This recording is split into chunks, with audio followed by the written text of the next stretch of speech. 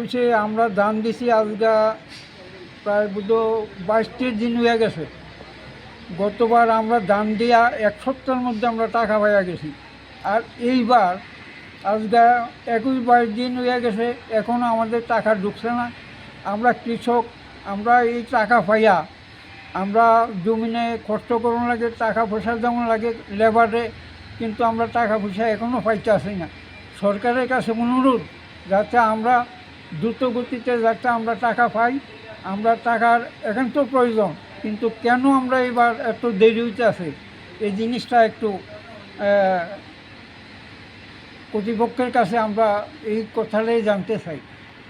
তারা করতে আছে টাকা ঢুকবো এই করতে আছে। আমরা ব্যাংকে 2-3 বার যাইয়া দেখি আমরা টাকা এখনও ঢুকছে না। তো তাইলে আমরা চাষবাস করি কী করে? আমরা লেবারের পেমেন্ট না করতে পারলে, টাকা না দিতে পারলে আমরা জমিনে কি লেবার আইব? এই সূত্রে আমরা সরকারের কাছে অনুরোধ করি যাতে দ্রুত গতিতে আমাদের টাকা অ্যাকাউন্টে দেওয়া দেয়।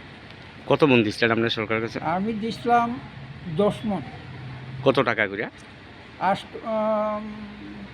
920 টাকা। আপনি কি চলিলামের? আমি চলিলাম কই নিয়ে দিচ্ছিলেন দান? বিশ্রামঞ্জ।